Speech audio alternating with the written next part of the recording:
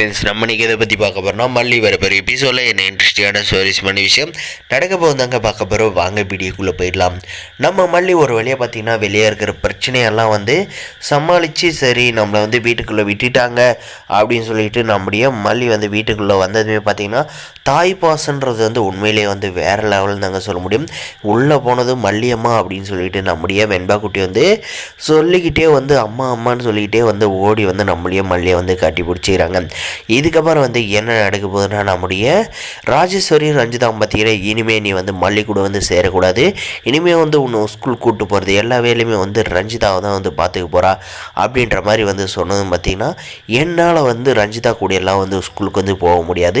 உங்களால் என்ன பண்ண முடியுமோ பண்ணிங்க. மல்லியம்மா கூட மட்டும்தான் நான் ஸ்கூலுக்கு போகிறத வர்றத எல்லா வேலையும் செய்வேன் அப்படின்ற மாதிரி சொன்னது பார்த்திங்கன்னா வேண்பா நீ ஓவராக பேசிகிட்டு இருக்க. உன் டாடா சொல்லிட்டாரு இந்த வீட்டில் நான் எடுக்கிறது தான் முடிவு அப்படின்ட்டு. அதனால் நீ இந்த மாதிரி அடங்கா பிடாரியை இருக்கக்கூடாது அப்படின்னு சொன்னது பார்த்திங்கன்னா நீங்கள் என்ன சொன்னாலுமே நான் எங்கள் அம்மா சொல்கிறது எங்கள் அம்மா பக்கம் தான் இருப்பேன் அப்படின்ற மாதிரி சொன்னது பார்த்திங்கன்னா இந்த ராஜேஸ்வரி ஆல்ரெடி இந்த மாதிரி வெண்பாலாம் சொல்லுவா அப்படின்னு தெரிஞ்சுக்கிட்டு ஒரு முடிவு பண்ணி வச்சுருக்காங்க. விளக்கெண்ணெய் செருப்பாலே அடிக்கணுங்க. எவ்வளோலாம் மறக்காது நம்ம சேனலை சப்ஸ்கிரைப் பண்ணி வச்சுக்கோங்க.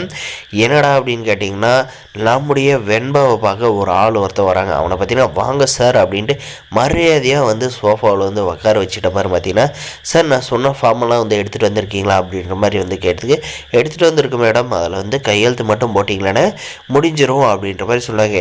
அதுக்கப்புறம் நம்முடைய வெண்பா குட்டி என்ன ஃபார்மத்தை எதுக்காக இவங்களை வர சொன்னீங்க அப்படின்ற மாதிரி கேட்குற பார்த்தீங்கன்னா வெண்பா நீ வீட்டில் இருந்தேன்னா கண்டிப்பாக இந்த மல்லி கூட சேர்ந்து உருப்படாதான் போ. அதனால் இனிமேல் ரஞ்சிதா சித்தி கூட நீ ஸ்கூலுக்கு போக மாட்டேன்னு சொல்லிவிட.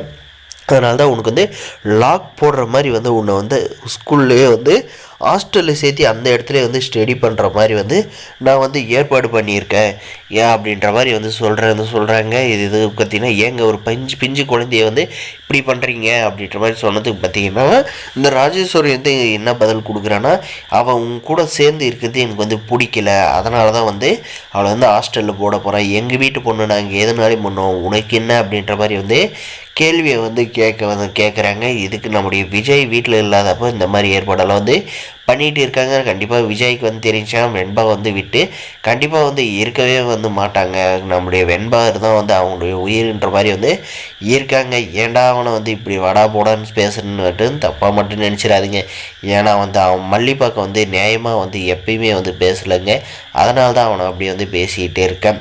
நம்முடைய வெண்பா குட்டி பார்த்திங்கன்னா உண்மையிலே ஒரு கிரிட்டிக்கலான சுச்சுவேஷனில் இருக்காங்க. இதை நம்முடைய மல்லி எப்படியாவது இந்த விஜய்கிட்ட பேசி வேணாம் அப்படின்ற மாதிரி சொல்லி நானே கூட்டு போகிறதுல உங்களுடைய அக்கா பொண்ணே அந்த ரஞ்சிதாவை கூட்டு போக சொல்லுங்கள். வெண்பாவோட விஷயத்தில் நான் தலையிட மாட்டேன் அப்படின்ற மாதிரி சொல்லி வெண்பா ஹாஸ்டல் போகிறத தடுத்து நிறுத்த போகிறாங்களா இல்லை இந்த விஜயை என் பொண்ணை பிரிஞ்சு நான் இருக்க மாட்டேன் யாரை கேட்டு இந்த மாதிரி ஹாஸ்டல் போகிற முடிவு எடுத்தீங்க அப்படின்னு சொல்லிட்டு இந்த ராஜேஸ்வரி மேலே கோவப்படுவானா அப்படின்றத மறக்காத நம்ம சேனலை பார்த்துட்டு இருந்தீங்க. மறக்காத கமெண்ட் பண்ணிட்டு போங்க. முடிஞ்ச வரைக்கும் ஸ்கிப் பண்ணால் பாருங்கள். மறக்காத நம்ம சேனலை சப்ஸ்கிரைப் பண்ணாதான் மறக்காத சப்ஸ்கிரைப் பண்ணி அந்த பெல் ஐக்கனை ஆனில் போட்டு வச்சுக்கோங்க. அப்போ தான் நம்ம போகிற வீடியோ எல்லாமே உங்களுக்கு நோட்டிஃபிகேஷனாக வருங்க. தேங்க்ஸ்.